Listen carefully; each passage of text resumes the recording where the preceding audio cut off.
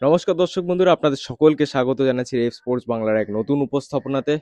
আমি সোমনাথ এবং আজকে আপনারা জানেন যে মোহনবাগানের কিন্তু আইএফএ শিল্ডের একটা গুরুত্বপূর্ণ ম্যাচ আছে। তারা আইএফএ শিল্ড অভিযান শুরু করতে চলেছে গোকুলাম কেরালা এফসির বিরুদ্ধে। কিশোর ভারতী ক্রীড়াঙ্গনে আছে কিন্তু সেই ম্যাচ আছে দুপুর 3টে থেকে।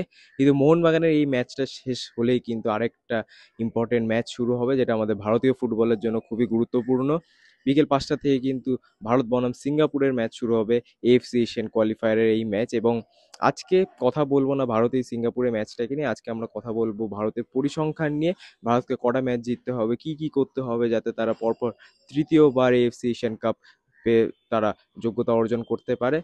অবশ্যই গতকাল রাহুল দা কিন্তু একটা ভিডিও বানিয়েছিল, যেখানে ভারত বনাম সিঙ্গাপুরের বিস্তারিত যা যা খুঁটিনাটি সবকিছু কিন্তু আলোচনা করেছিল রাহুল দা।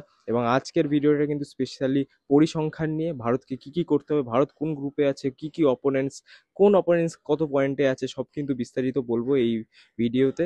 কারণ আপনারা জানেন যে পরপর 3বার এএফসি এশিয়ান কাপে কোয়ালিফাই করা কিন্তু একটা প্রচণ্ড বড় ফিট। যদিও ভারতের বিগত যদি কিছু বছরের কথা বলি, তাদের ফুটবল সব কিছু দিক থেকে খুব একটা কিন্তু ভালো যায়নি, ইতিবাচক যায়নি।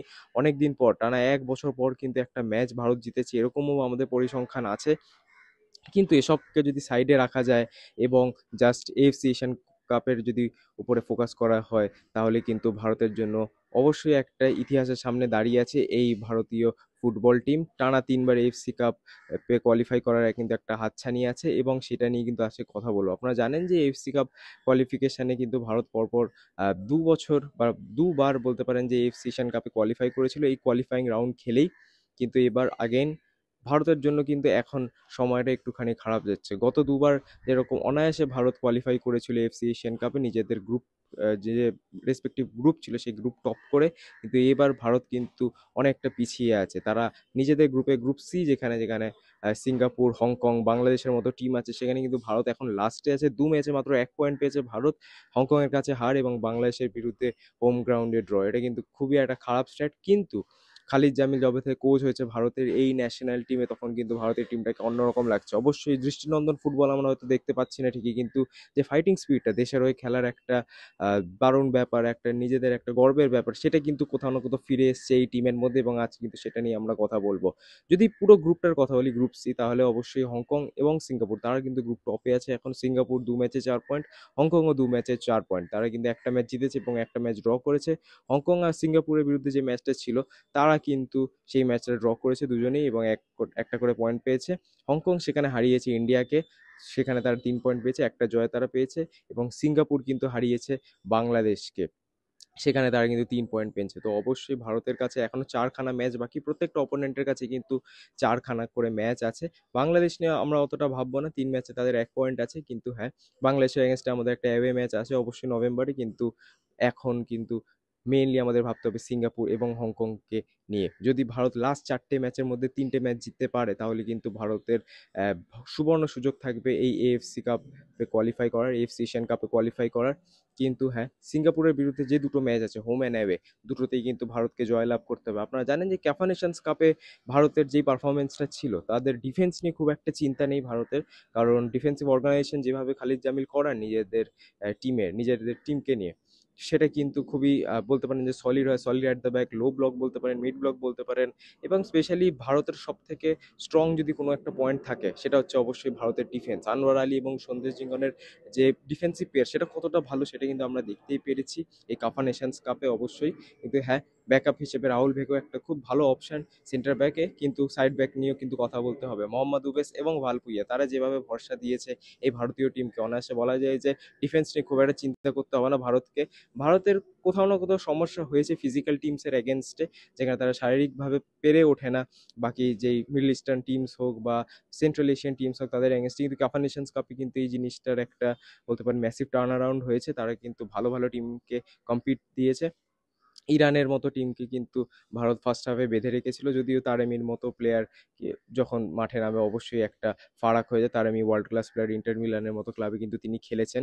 এবং যদি পাশাপাশি কথা বলি, তাজিকিস্তানকে হারানো, ওমানকে হারানো, এটা কিন্তু অবশ্যই দেখা যায় যে ভারতের ডিফেন্সিভ অর্গানাইজেশনটা কতটা ভালো হয়। অ্যান্ড গোল স্কোরিংটা নিয়ে ভারতকে একটু ভাবতে হবে, কারণ কাফা নেশনস কাপে যদি কথা বলি, 5 ম্যাচে মাত্র 3টে গোল করেছে। ওইদিকে উল্টো দিকে যদি ডিফেন্সের কথা বলি, 5 ম্যাচে কিন্তু ভারত মাত্র, যদি কথা বলতে হয়, 5টা গোলই খেয়েছে। তো এখান থেকে আমরা বুঝতে পারছি যে ভারতের ডিফেন্সিভ অর্গানাইজেশন কতটা ভালো, কিন্তু অ্যাটাকে কিন্তু গোল করতে হবে এবং সেই অ্যাটাকটা সেট পিসে ম্যাক্সিমাম ভারত গোল করেছে, কিন্তু মিডল থেকে কিন্তু ক্রিয়েট করতে হবে। সেটার দিক থেকে সেন্ট্রাল অ্যাটাকিং মিডফিল্ডারের কিন্তু ভূমিকাটা অনেক বেড়ে যায়। খালিদ জামিলের জন্য একটা ভালো বিষয় হবে যে এই টিমে কিন্তু ৩ খানা সেন্ট্রাল অ্যাটাকিং মিডফিল্ডার আছে। প্রপার যারা central attacking midfielder Brandon Fernandes, Naorem Mahesh Singh এবং সাহাল আব্দুল সামাদ। আমরা পাস্টেও দেখেছি ইগোস্টি ম্যাচের আন্ডারে যে সাহাল আব্দুল সামাদ এবং নাওরেম মাইসিং তাদের মধ্যে যে কম্বিনেশনটা সেটা কতটা ডেডলি হয়। তারা কিন্তু বড় বড় ম্যাচে গোল করেছে, ইরাকের এগেনস্টে গোল করেছে, মালয়েশিয়ার এগেনস্টে গোল করেছে তাদের এই কম্বিনেশনে। তো অবশ্যই খালিদ জামিলকে কিন্তু এই জিনিসটাকে মাথায় রাখতে হবে। এবং অবশ্যই উইংয়ে আমরা দেখেছি যে কাপ নেশনস কাপে ডিফেন্স যতটা ভালো ছিল, উইংটা নিয়ে কিন্তু একটা সমস্যা হচ্ছিল। উইং থেকে ভারতের খেলাটা ভালো হচ্ছিল না, বক্সের মধ্যে বল আসছিল না, উইং প্লে কিন্তু অতটা ভালো হচ্ছিল না। কিন্তু এবার লিস্টন কোলাসো, লালিনজওয়ালা ছাংড়ে তারা কিন্তু দুটো উইংয়ে থাকবে অবশ্যই, এবং বাড়তি কিন্তু একটা বলতে পারেন যে বুস্ট দেবে এই ভারতীয় টিমকে। পাশাপাশি যেটা অ্যাগেন বললাম, অ্যাটাকিং মিডফিল্ডে কিন্তু ব্র্যান্ডন ফার্নান্ডেস বা সাহাল আব্দুল সামাদের মতো প্লেয়ারকে লাগবে। নাওরেম মাইসিমকেও কিন্তু ওই রোলে ট্রাই করতে পারে খালিদ জামিল, বা একটু যদি খালিদ জামিল ক্রিয়েটিভ হতে পারে, একটু যদি ব্রেভ হতে পারে, তাহলে কিন্তু নাওরেম সিংকে একটুখানি নিচে, যেরকম আমরা ইস্ট বেঙ্গলে দেখে থাকি তাকে ওই লেফট মিডফিল্ড পজিশনে রেখে কিন্তু পাশে একটা ডিস্ট্রাকটিভ, যেটাকে আমরা সিডিএম বলে থাকি, ডিফেন্সিভ ব্লকার, সেরকম কিন্তু একটা মিডফিল্ডার খেলাতে পারলে দীপক টাংরি সেই জায়গায় আছে, দানিশ ফারুক সেই জায়গায় আছে। অবশ্যই রিসেন্ট পারফরমেন্স যদি দেখতে হয় তাহলে দীপক টাংরি নিঃসন্দেহে একটা বেটার অপশন হবে। দীপক টাংরির সাথে যদি নাওরেম সিংকে পেয়ার আপ করা যায়, আর সামনে যদি সাহাল আব্দুল সামাদ বা ব্র্যান্ডন ফার্নান্ডেসের মতো প্লেয়ার রাখা যায়, তাহলে কিন্তু মিডল থেকে ক্রিয়েশনটাও বেশি হবে। এবং অবশ্যই আমাদের শেষ সম্পদ এবং আমাদের বলতে পারেন যে আলটিমেট চেকমেট যে জিনিসটা হয়, স্ট্রাইকার। স্ট্রাইকার নিয়ে কিন্তু ভারতের একটা সমস্যা আছে, কিন্তু এই স্ট্রাইকারের যে একটা অ্যাবসেন্স আছে সেটাই কিন্তু পূরণ করতে আসছে আবার সেই সুনীল ছেত্রী। সুনীল ছেত্রী যতই বয়স হয়ে যাক তার, তিনি যদি ঠিকঠাক জায়গায় বল পান, আমরা জানি যে তিনি কতটা ডেডলি, কতটা ভয়ানক। ভারতকে অনেক ম্যাচ সিঙ্গেল হ্যান্ডেডলি তিনি জিতিয়েছেন।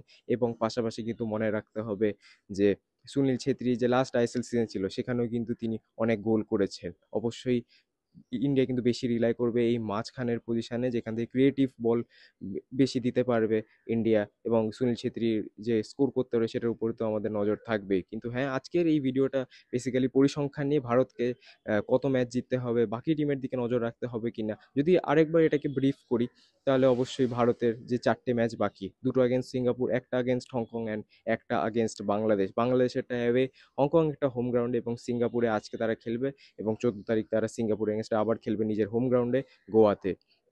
এই 4টে ম্যাচের যদি কথা বলি, তো সিঙ্গাপুরকে কিন্তু দুটো ম্যাচেই ভারতকে হারাতে হবে, তাহলেই কিন্তু সিঙ্গাপুর এই যে ইকুয়েশনটা আছে সেখান থেকে কোথাও না কোথাও ছিটকে যাচ্ছে, যে কোয়ালিফিকেশনের ইকুয়েশনটা থেকে ছিটকে যাচ্ছে, এবং হংকংকেও কিন্তু হারাতে হবে। এই 3টে ম্যাচ যদি ভারত জিততে পারে, তাহলে নিঃসন্দেহে ভারত কিন্তু এই গ্রুপ চ্যাম্পিয়ন হয়ে এএফসি এশিয়ান কাপে কোয়ালিফাই করবে। তো আপনাদের কি মতামত অবশ্যই কমেন্টসে জানাতে ভুলবেন না, কারণ কাফা নেশনস কাপে যেসব অপোনেন্টস এগেনস্টে ইন্ডিয়া খেলে এসছে, তাদের থেকে কিন্তু এখন এএফসি এশিয়ান কাপ কোয়ালিফায়ারের যে টিমরা আছে, যে গ্রুপে আছে, ভারতের গ্রুপ সিতে যে টিমগুলো আছে, তারা কিন্তু কম্পারেটিভলি অনেকটা উইক।